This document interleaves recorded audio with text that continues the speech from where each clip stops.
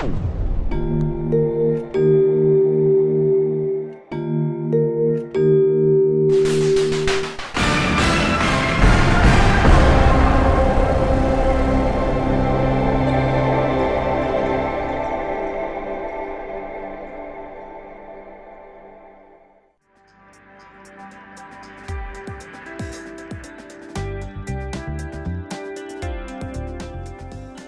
I'm Mark Rocha, president of Pasadena City College, and this is the debut of a new talk show called Another Way to Be.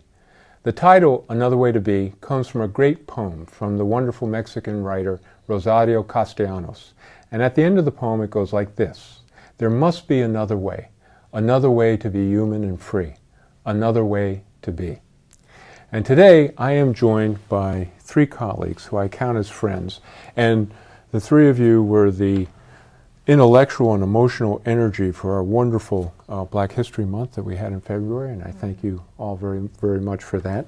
And I want to introduce, and I'll start with ladies first, Professor Beverly Tate. Professor Beverly Tate is professor of English and leads the college's efforts in its basic skills program. And Beverly has a very large portfolio. And one of the great things that you did this year, for which we're all grateful, is the new faculty orientation program. We thank you for that. And I also want to welcome my friend and colleague, Dr. Robert Bell, who began as Vice President of Student and Learning Services, and I've been able to ask him to step in and serve now as Vice President of Instruction. So Bob is fully employed, but is just doing a great job. Bob is a former counselor, and he has his doctorate in educational administration from the University of Pacific. University of Pacific. And finally, Dr. Christopher Jimenez West, who is professor of social sciences here at Pasadena City College. Christopher took his MA from Berkeley and his PhD from USC. He is gaining a national reputation as a scholar in African American history and culture. And I also wanted to thank you very, very much for the program that you did last year to bring the Tuskegee Airmen here. It was just an absolute thrill of my life to meet those gentlemen. So thank you. I thank you for that, Chris. The other thing that the three of you have in common is that you all grew up in LA. Yes. Okay. Yeah. So I want to start this way. Yesterday we had this big old event, and Chancellor Scott was there. And we brought out this replica jersey from the 1936 baseball team. Now, it just so happens on the 1936 baseball team, there was a young man by the name of Jackie Robinson. Now, here at PCC, Jackie Robinson is an icon. So I just thought with you guys growing up in LA, if we could bring that down to earth. When you were growing up in your families, who were the people, who were the icons in your family that perhaps your parents called your attention to? And we'll go ladies first with Beverly. Other than Martin Luther King Jr., I think his name came up. Right.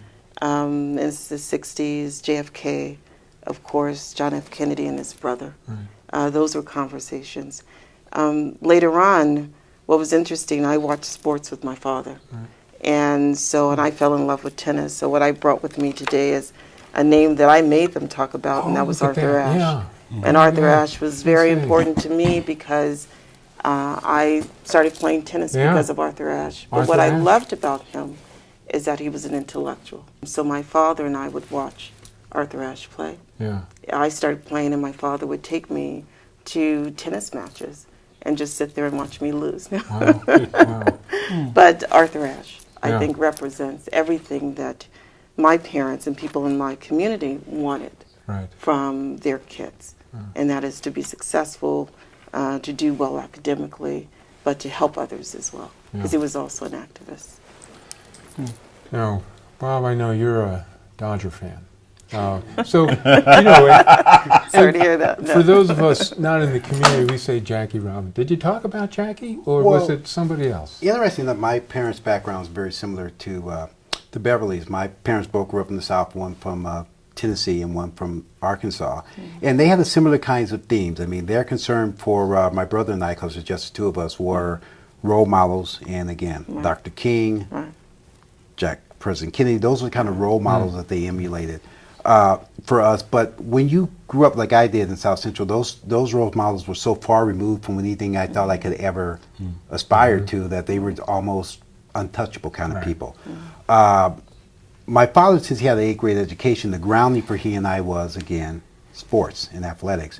And my father was a violent Dodger fan. I'm somewhat so-so. But my father was a real Dodger fan. And so the sense of Jackie Robinson, and later when I was growing up, the 60 Dodgers, where you had John Roseboro and Charlie Neal and Sandy Koufax and that group. That's a genre of the Dodgers that I grew up with.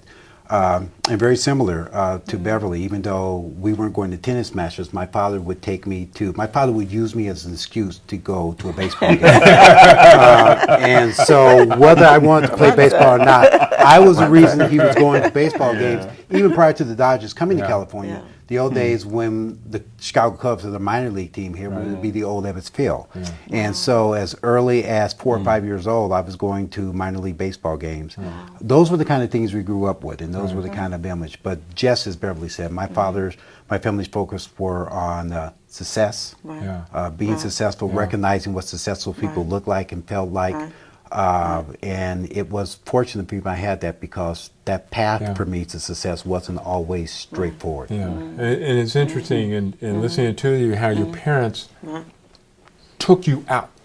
Okay. And well, let me ask you, Chris. You know, we've been talking about Jackie as a kind of a starting off point. But what were the figures in your home that you talked about? Probably a generational shift. Your families came 40s. My parents would have been sort of the next generation. So they got here 63, 64.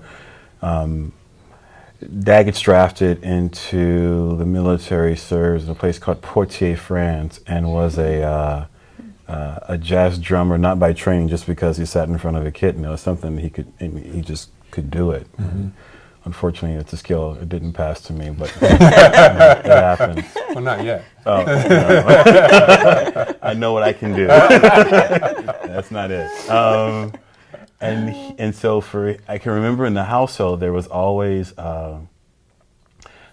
jazz playing. In particular, there was always Art Blakey playing, because that was his epitome of what it meant to sit in front of a kid and do well.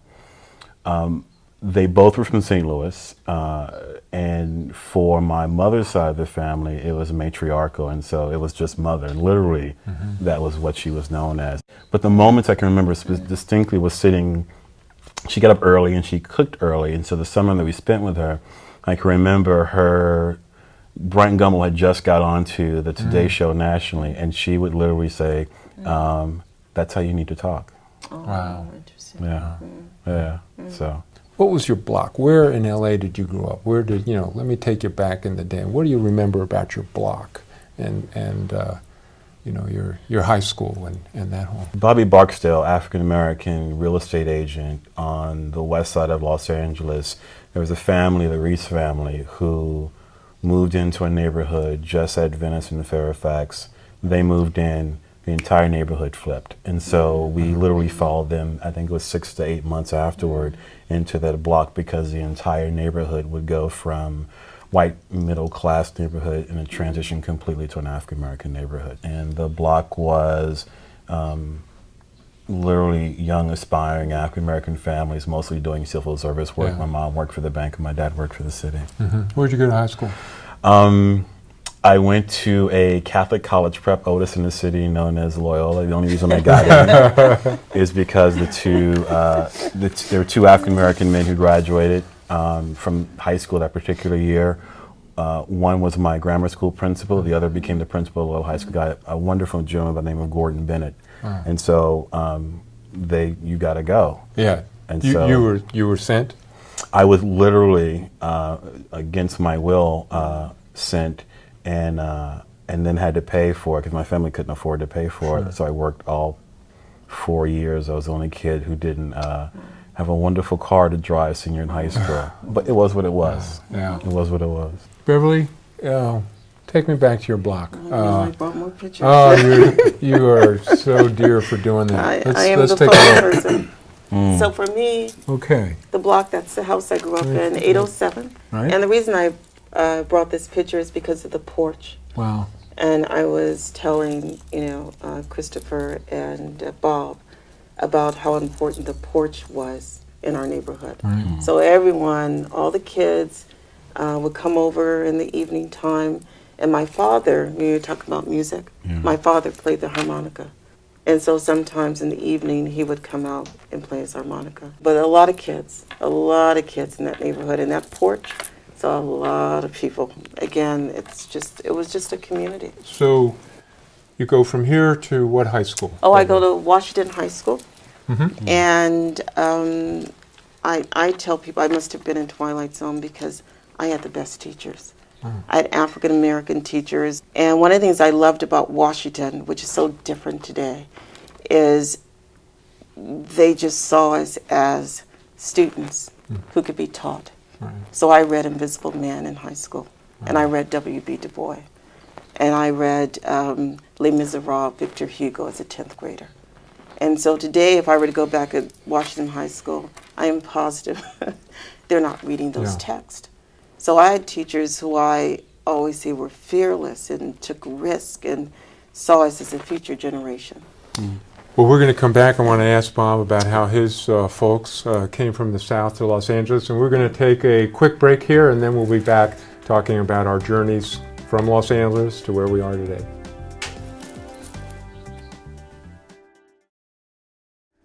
Hi, we're back. I'm Mark Rocher, president of Pasadena City College, and this is the debut show of Another Way to Be. And I'm here with Dr. Christopher Jimenez West and Professor Beverly Tate.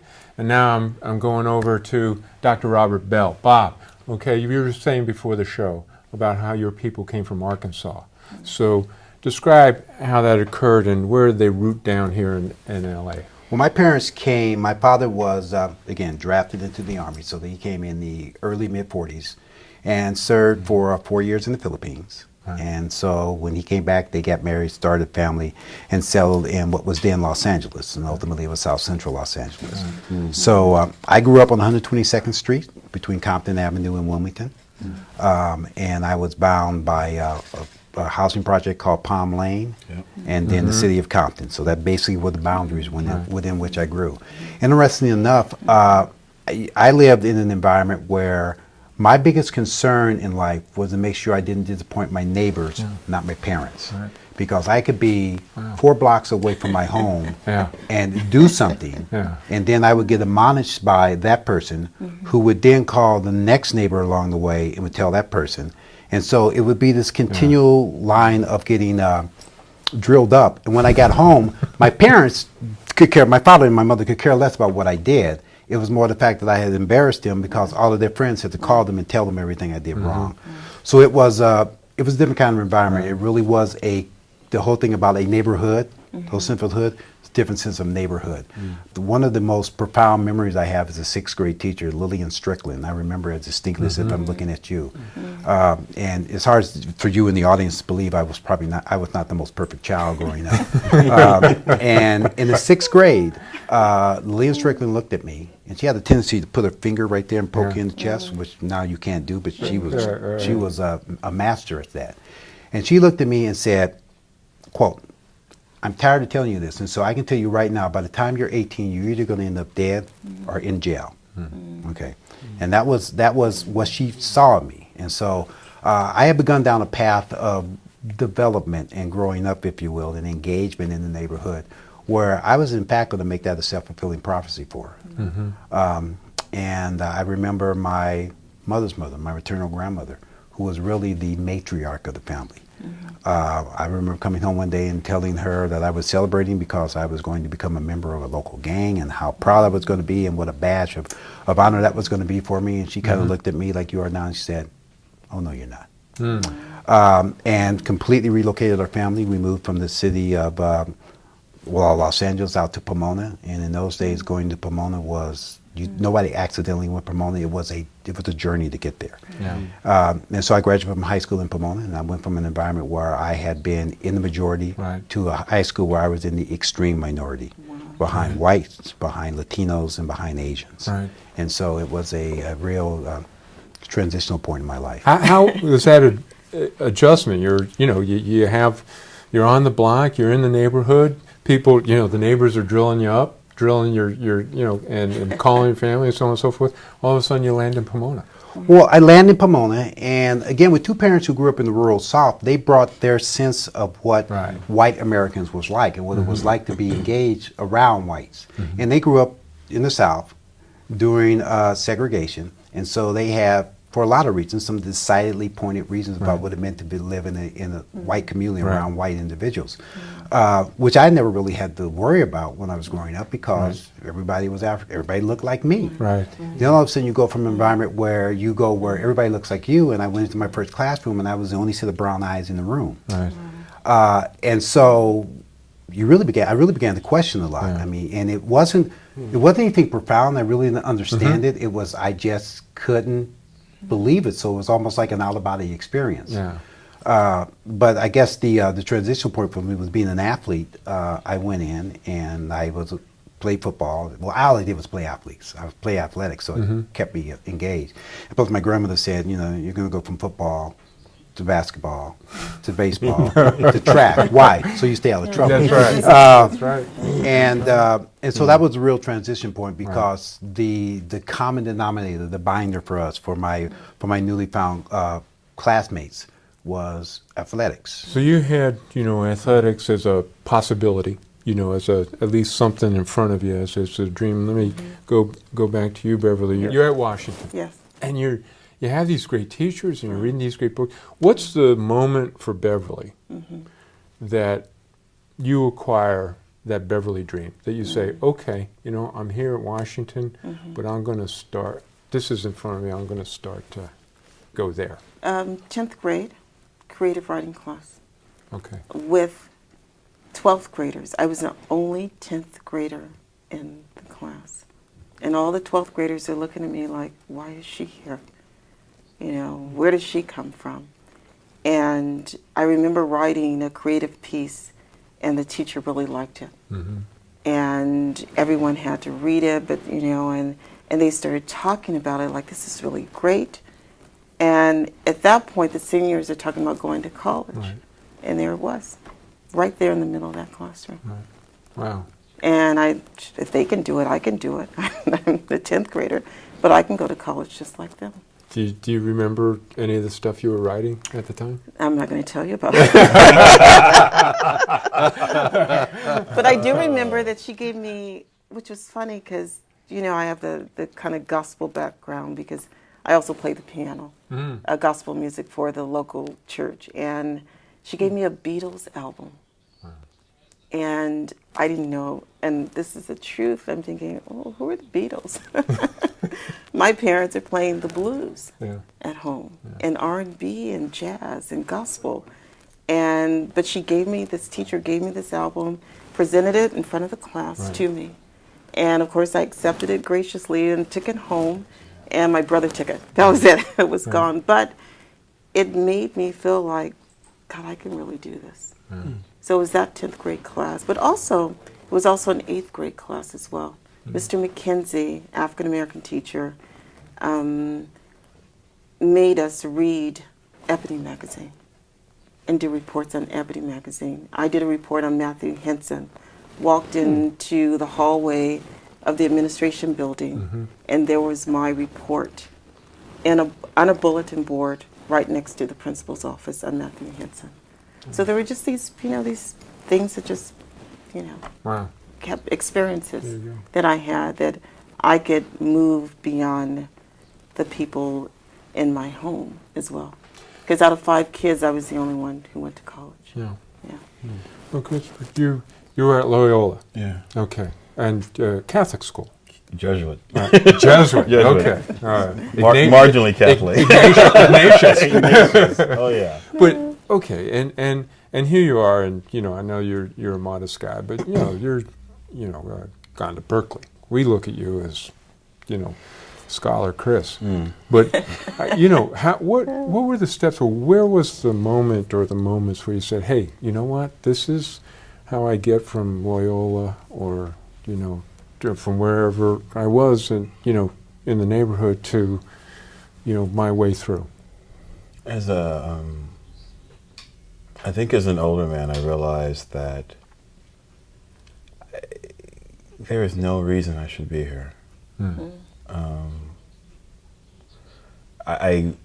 I entered into I tested in the top 7 percentile. I left in the bottom.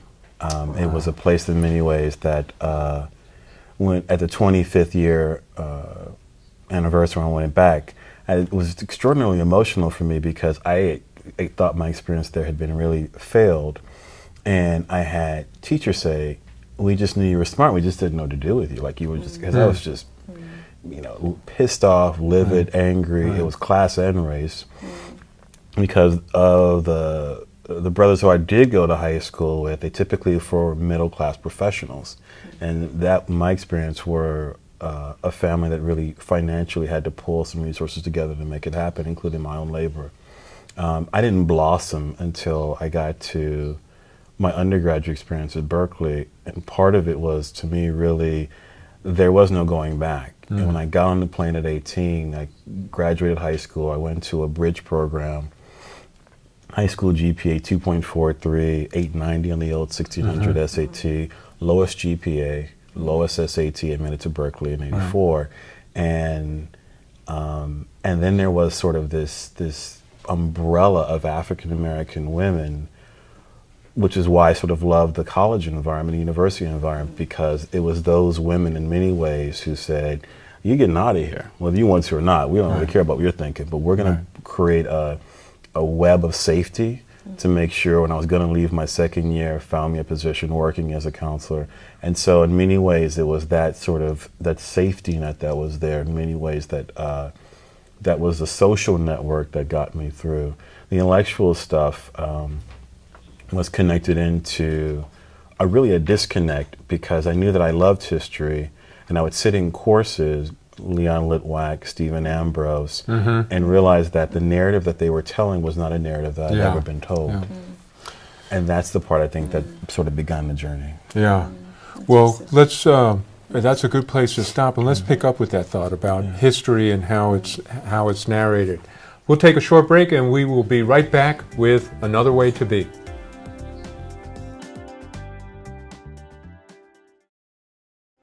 Hi, and welcome back to Another Way to Be. We were just talking with Chris, with Dr. Jimenez E. West, about history.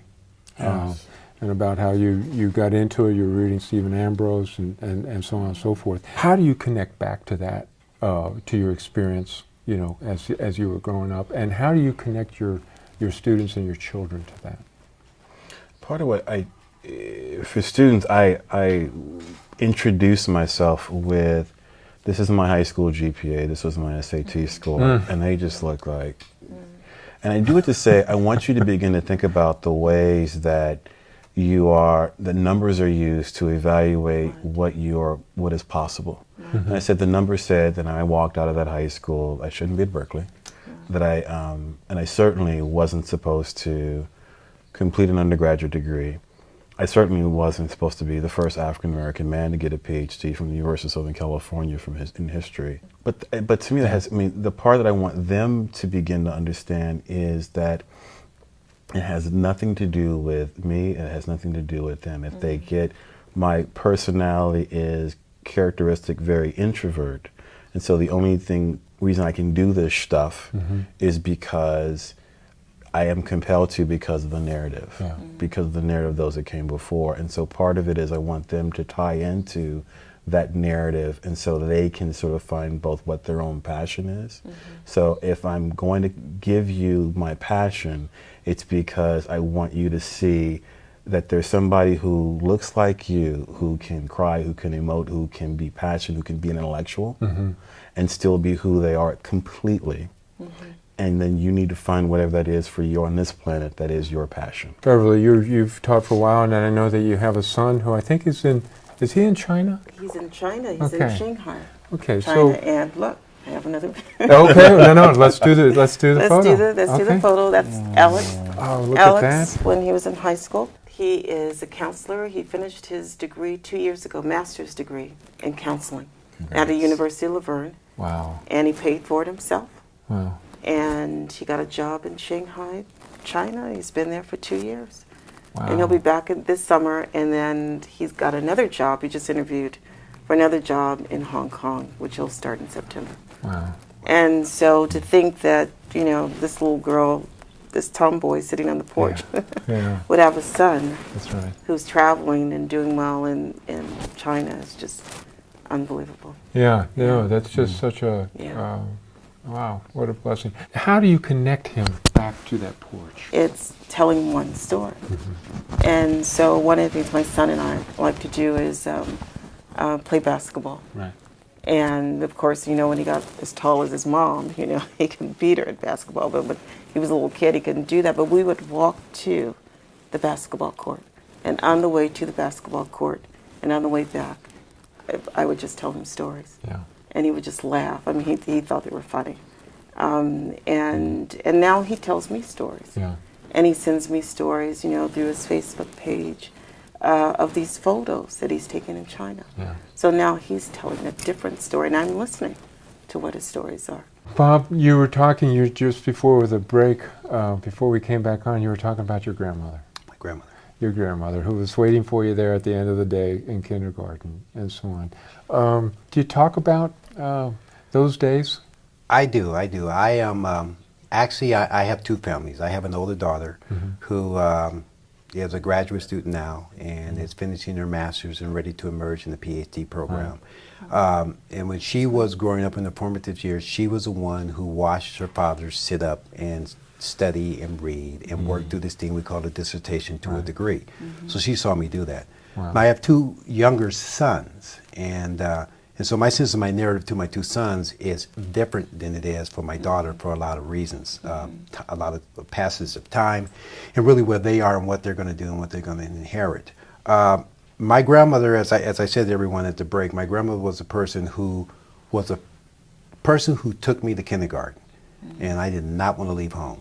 I was violently opposed to going to kindergarten because he told me you're going to go to kindergarten and you're going to go to sleep when they tell you to go to sleep. Oh, yeah. Oh, no. That's not going to happen. I sleep when I want to sleep. So she took me. Both my parents worked. She took me. She dropped me off in the front of the school as this little short lady came and got me. And I'm crying tears that could, flood out a small community. And my grandmother said, as only she could say, she looked at me and said, "Don't worry, I'll be standing right here when you come back." And the day the class ended, I walked and she was standing in that exact same spot.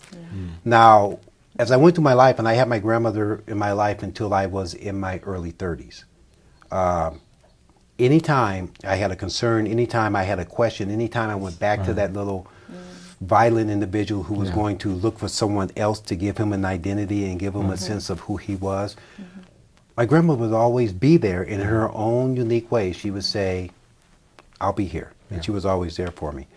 My mother has a high school education. My grandmother, I think, may have had a third or fourth grade education.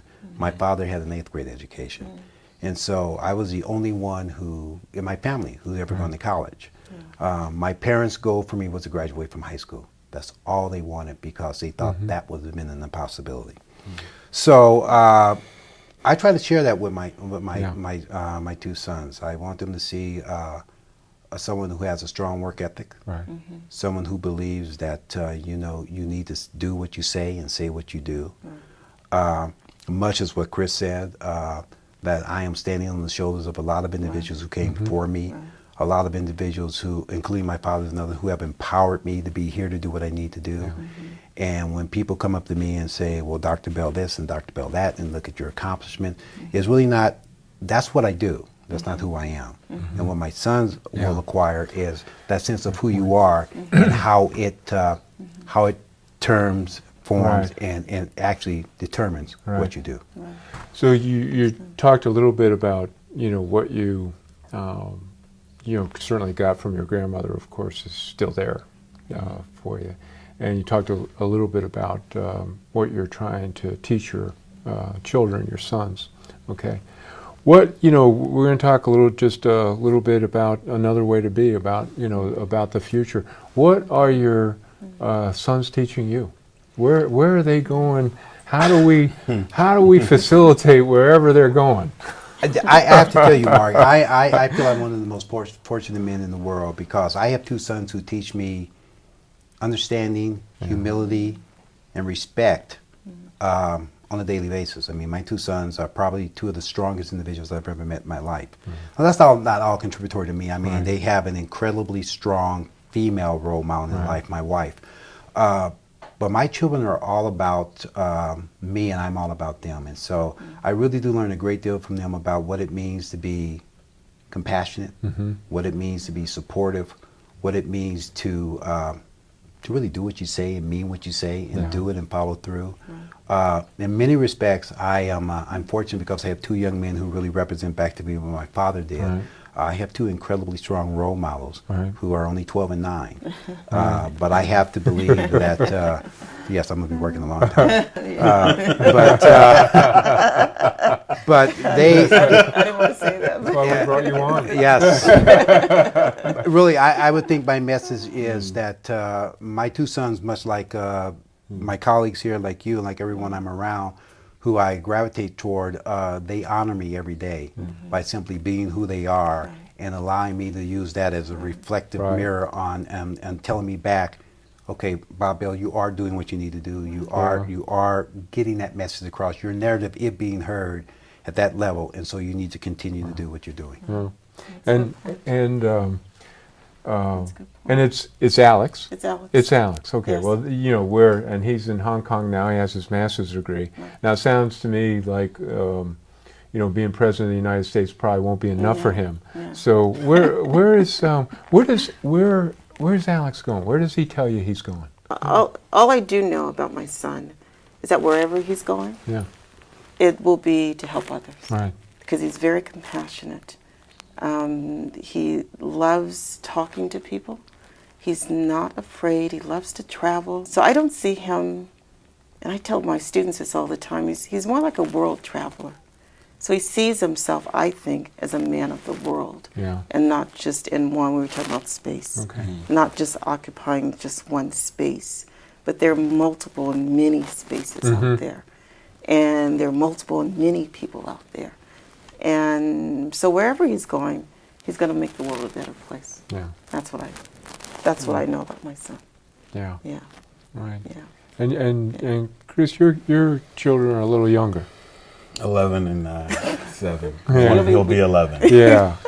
And what do you see through their eyes? Oh God.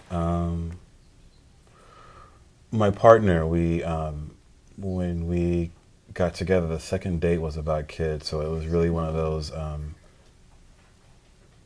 extraordinary things. And we named them after their grandparents. So my son Jesus is named after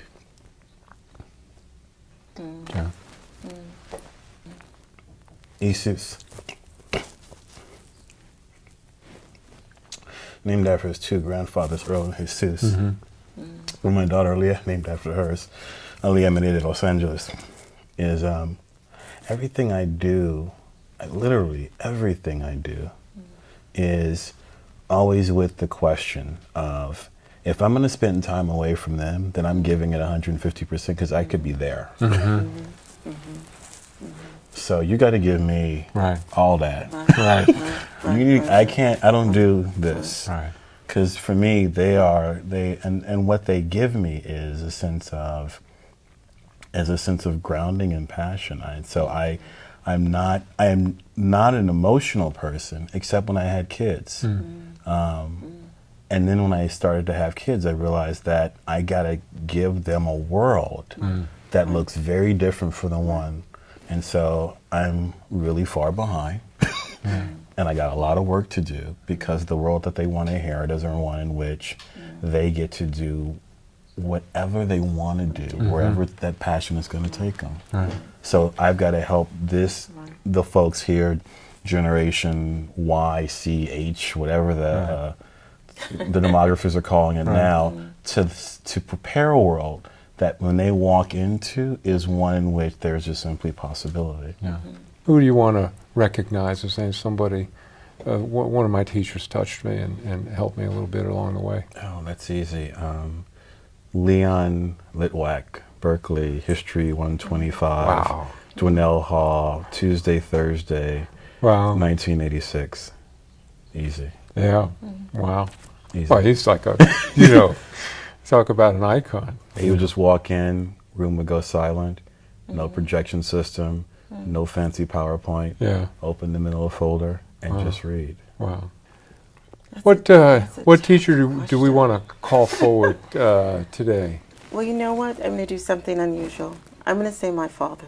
Okay. Hugh Tate, Sr., only had a third grade education, but was excellent in math. And every evening after driving, he drove a truck. And every evening at the dining room table, he was there teaching me, his daughter, math, all the way up till I was in 6th or 7th grade, even though in Tennessee he only had a third grade education. So that's the person, Hugh Tate. Well, thank you for Yeah. that. And, well, Well, Chris is easy. I went to college. Again, I went to college for one reason. Went to college for one reason only: to catch football and to sign an NFL contract. That was the reason I went Right. through. But it wasn't until I got into graduate school, and I think I really began to get grounded and appreciate what this education was going to mean for me. And I had a faculty member, Dr. B. Presley, in my counseling psychology, and I was just starting my master's program, and I was dealing with that sense of, coming with those scores and coming with that transcript from high school, and they tell me I shouldn't be here. And she looked at me and said, if I'm here, why shouldn't you be here? And I'm going to make you successful. And she did. And that's one of the very first class of it. And I will never forget that, and I will always remember that, because her motto for her class was, if I can be here on time, you can be here on time. And I learned a lot about my punctuality from Dr. Presley. I notice it. Oh. Well, Chris and Beverly and Bob, thank you so much. If one of my gifts today has been the opportunity to talk to you, and you've been a real gift to me. I've learned so much today, and I think that's one of the things moving forward, as we have this stewardship of these students and in this college, is how we learn from each other. Right. And you've taught us so much today, and I'm so grateful. So that's our show for today. And again, I want to thank my guests, Christopher, Beverly, Bob. Thanks so much. Just an absolutely glorious conversation today. I thank you so much. And that's our first show, Another Way to Be. Remember, there must be another way to be.